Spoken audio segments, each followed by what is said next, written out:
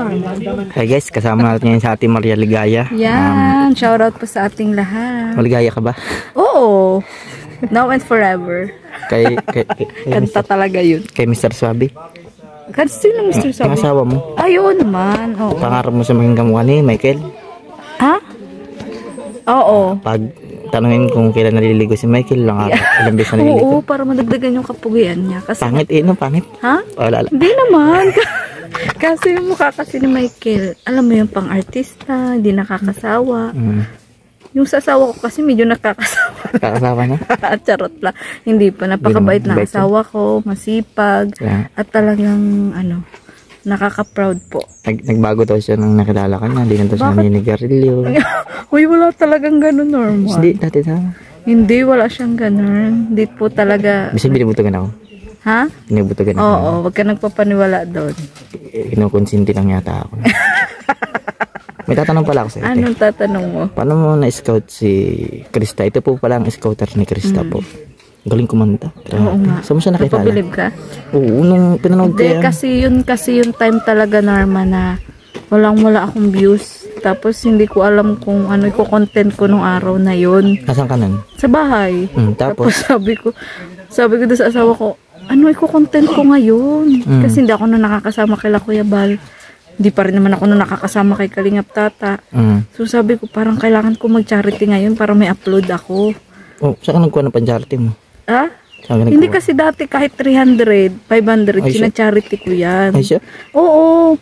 Tapos yun, sabi ng asawa ko, sige tara. Tapos yung revenue ko, wala pa nung $100. Gusto ko lang talaga may mai-upload. So sabi ng asawa ko, tara mag-scout tayo kasi wala siyang pasada. So sabi ko, sige tara. Tapos naalala ko yung lugar na yun. Dinaanan namin yun one time nung masakit yung hipin ng kapatid ko. So sabi ko doon. Ay kasi nakapagpabunot na ako doon. Oo, di ba? Naalala mo? Doon sa lugar na yun. Hindi, ano pa ako, mga 16 years old pa ako. Oo, naalala mo din? Alam ko yung lugar na yun, may plaza. Oo, may parabunot doon. Sumakit yung hipin ng kapatid ko. So, yun. Tawag dito. Yun, sabi ko, tara, punta natin yung lugar na yun. Balik tayo doon. So, yun nga. Ang una ko talaga na scout, siya. Nagtanong kasi ako sa tindahan. Sabi ko, mga ate, tapos may kasama kaming kagawad. Sabi ko, mga ate, may kilala ba ka dito? Pwede namin ma-vlog. Yung walang-wala, ganyan. Yung mga may sakit, dalaga, ganun. Binanggit ko na lahat, senior. Tapos may nirecommend nga dun sa akin, kaso hindi pumayag. Hanggang sa nakita ko yan si Krista, bumibili yan ng shampoo. Tapos sabi ko dun sa kagawad, ayun po, pwede po ba yung i-vlog? Sabi nung kagawad, sige, tanong mo kung pwedeng i-vlog. Sabing ganyan. Di, tinanong ko siya. Sabi ko, hi be, ganyan. Inosente pa nga nun si Krista eh. Talagang, kasi 14 siya nun, di ba? Tapos may kasama siya nung pinsan. Tapos, yun nga, chinika ko na siya. Sabi ko, be, payag ka ba na i-vlog kita? Ganyan. Saan ang bahay mo? Tapos, natuwa ako nung kay Krista kasi nagtiwala agad siya sa akin. Di ba, estranghero tayo sa isang lugar kapag nag-i-scout. So, yun, sabi ko is, i-vlog kita. Kasi nakitaan ko talaga siya ng potential sa sa personality niya. Tapos bonus pa nung nabalitaan ko, Norman, na kumakanta pala siya. Doon na sa bahay nila nung nalaman ko na kumakanta siya. So, yun, bonus nga na kumakanta. Alam mo ba nung una yung nanay niya? Syempre babae si Krista, di ba? Parang ayaw sa akin magtiwala. Kasi napangit ka ba? Napangit ka? Hindi, syempre yung itsura kasi namin, yung parang pangit. Lang, parang scammer ba? Yung yung normal lang, naka-chinelas, naka-short. Kasi nag-i-scout nga lang kami. Tapos hanggang sa nagpakilala kami, nagaling po kami sa Team Kalingap, ganyan. So, importante din pala, Norman, talaga na magsasapatos ka, yung presentable ka. Ay, oo, dapat. Ngayon nga, nagsapatos ako, tingnan mo naman. Nakachinelas ka lang nun? Oo, nakachinelas lang kami noon. Mukhang mas kailangan mo ng tulong sa... Oo, noong time na yun. Sabi ko nga. Tapos, hanggang sa'yo, nagpakilala kami. Sabi ko, ay, nay, galing po kami sa Team Kalingap, ganyan-ganyan. So, noong una, parang nagdadalong isip yung nanay. Hanggang sa may kapatid ata, or kamag-anak nila basta, na nakakakilala sa sa Team Kalingap, kay Kalingap Rab. So sabi niya, ay oo ate, kilala ko yan, sa Kalingap yan. Doon na pumayag yung nanay ni Krista at si Krista na mai-vlog ko nga. May nag-udyok na, ay oo, kilala ko yan, nakikita ko yan, kasama nila Kuya Bal. Yun na. Tapos, nung una, hindi ko naman na-expect na sa akin may ano yan, may views yan. Hindi ko na-expect kasi ano lang, parang kumbaga is typical lang naman kasi siyang dalaga. Ganun. Hanggang sa si Tats, kaya ayan pumasok si Tats. Kasi nakita niya yung vlog ko kay Krista. Tapos nagandahan din. Tapos nabilib nga sa pagkanta. Chinat ako niyan agad. Pangalawa kong vlog. Kasi may pangalawang vlog ako dyan agad ay. Nagsama na ako kay Tats. Nasama na ako sa kanya. Hindi pa. Siya na. O parang siya na. Tapos magkasabay sila no ni Amabel na binalag ko. Si Amabel ang mas nag-viral no nung una na nag 20k views ako. Personal vlog ko ha. Tapos siya, ano lang siya mga 12k, ganun lang yung views ko sa kanya nung una. Pero syempre bilang personal vlog mo, hindi ka naman sikat. Ano, malaki yun, malaki yun. Oo, malaki yun. Kaya sabi ko, balikan natin to. Sabi ko ngayon. Tapos hanggang sa pangalawa kong vlog, may nag-sponsor agad. Tapos si Tata nga, nag-message siya sa akin. Sabi niya, Ligaya, vlog ko yung ano. Oo, na talaga ayaw ko naman. Kasi sabi ko, ay wag mo na ano, Tats, kasi may sponsor. Sabi ko ganyan. Hanggang sa mapangatlong vlog ako, sabi naman ni Tata, para ma-promote din yung channel mo. Saka sabi niya, hindi naman kahit pagbabawa lang, hindi i-vlog yan, gano'n. Pag may mag-sponsor, edi i-vlog mo, gano'n. Pero kapag ano lang, yung may pang-ayuda lang ako, ganyan. Kaya yun, gano'n naging setup namin ni Tats nung una. Na sabi niya, sige lang, Ligaya, pag ano mo, i-vlog mo. Lalo na pag mahina daw nga yung channel ko. Total, hindi ko naman siya yung, kahit payag pa nga si Tats na i-vlog ko, hindi ko naman siya yung, as in, regular na binablog lagi, ganyan. Si Tats na yung nagbablog sa kanya, no, nilab team pa nga yan, diba? Kay Arjun. Hanggang sa... yan pala yun. Yun, no, ang daming nangyari. Ayun. Kaya nga may nagsasabi din sa akin, Ligaya, bakit hindi mo na-recommend kay Kalingap Rab? Ako naman kasi, ang point ko nun, si Tats kasi yung unang nga, parang kumbaga umalbor.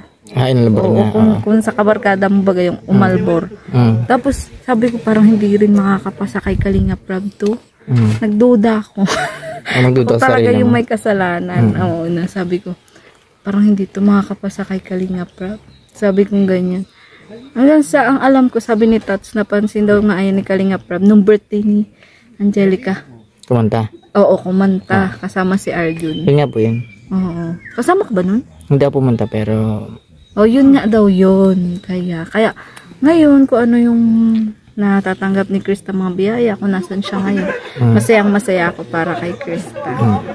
Saka sa akin, hindi big deal Norman kung si Tata o ako ang scouter. Kasi kilala mo naman si Tata, diba? Kung ano meron siya, sinishare niya sa amin. Hindi madamot eh. Oo, hindi siya madamot. Tapos, kung sa promotion lang naman Norman, kahit noong malakas pa siya, hanggang ngayon numina siya, pinopromote talaga niya ako. Kaya, yung mga nagsasabi dyan na, yun nga, na si Tata daw, yung parang kumbaga ako yung dapat na ako naman talaga yung inaanong scouter, pero si Tats kasi po talaga malaki din yung ambag niya kay Krista.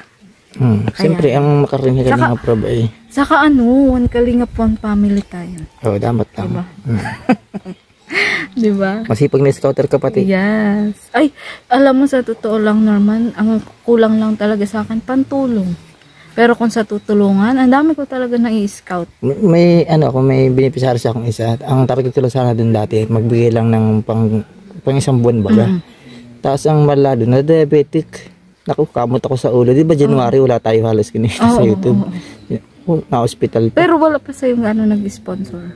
Dati may nag-sponsor doon sila, yung mga iba-ibang kita. Tapos nawala sila kasi nagpuntang yung beneficiary ko sa hospital. Minsan nahingi sa akin ng Norman, baka may ka diyan. Pandagdag, di ba dala ko 1,000. Nakakamot ako sa ulo, wala na akong kapira-pira din ay. Tapos pag-uwi diyan putol ng paa. Yeah. Minsan linggo lang. Buti may nagpadala sa akin ng ito sa ngipin ko sa Tita Liz. Nagpadala siya ng 10K. Yung 5,000 sa ngipin ko. Yung 5,000 bawas na kasi siyempre may charge baga. Binigay ko rin 3,500. O ganun talaga Norman, pero alam mo babalik yan sa'yo talaga, siksik liglig at umapaw. Huwag na tayo manghinayang dun sa mga pirang binigay lang din sa atin, lalo na kung ikaw po lang papayag ka ba? Oo, hindi rin. Kaya nga, yun nga, baba, binigyan ka. Alam nga namang yung binigay na lang sa yung pira, pag i-interesan mo pa, ay, sabi ko dun sa nagbigay sa akin, dito, bigay ko na lang ito. Kasi kumikita rin naman yung channel natin, kahit paano. Kaya sabi ko, bigay ko na ito, binigay ko talaga. Kaso may natirang mga 1,000, pinambili kong bigay sa bahay naman. Babalik yun sa'yo. Ako kasi normal, hindi ako takot na mag-share. Alam mo kung bakit? Kasi, sabihin na natin 1 araw, 2 araw yung lumipas. Andyan talaga, may magtawag sa akin. Ligaya, ganito, ganyan. Talagang nararamdaman ko na hindi ako pinapabayaan ni Lord. Basta magbigay ka lang, may kapalit ka. Mas malaki pa. Kahit hindi ka maghangad. Kahit hindi ka maghangad. Saka kung ako nga, minsan magbigay ako, talagang alanganin yung budget ko. Pero sabi ko, Lord, ikaw na po ang bahala. Kasi nakikita ko, deserving naman. Tapos sumalam ako talaga, may binibigay sila. Balik na lang yung sa'yo. Oo. Minsan kasi sinusubok din tayo talaga, Norman. Sinusubok din tayo. Tsaka dapat pa naibibigay tayo, dapat bukal sa natin. Yes! Parang huwag ka manghinayang. Oo. Ako hindi ako nang hinayang. Saka yun nga yung kagandahan sa asawa ko. Kasi, supportive ba nung? Oo, supportive siya. May ibang asawa, masabi yun na, ay, wala na nga tayong ganto, ganyan, magbibigay ka pa. Siya hindi. Hindi talaga. Magaling din yung fighting spirit niya kay Lord. Kaya nga nagustuhan siya ni Tats, di ba? Kaya nga nagustuhan mo nga ni. Yes! Oo naman. Nakakaloka ka, Norman. Gusto na pala si Grace. Awan kung nasa ngayon, kutsi ng kutsi eh. Puro may day kutsi eh. Ay, siya nga. Di na nasama? Asama kasi... Bihira. Bihira lang. Baka sa langotan duty ko, bihira ko lang makita. Oo. Yan, salamat Ate Maria. Sa Thank you so much. At nakapanayam kita. Yan, huwag po ating kalimutan supportan si Ate Maria. Oo. Yan, lagi ko rin po yung kasama si Norman. Yes, yung mga panahong may love team pa si Tata. Tapos yung nagbago ng schedule ko, hindi na ako nasama. Oo nga. Kahit nga kuya ito, hindi na ako nasama. Halos eh, kuya Papadan. Di ba yung dati mga kasama ko? Yan, maraming salamat Ate Maria Ligaya Vlogs. Welcome. Yan. Paalam. Yan. Audio Jungle.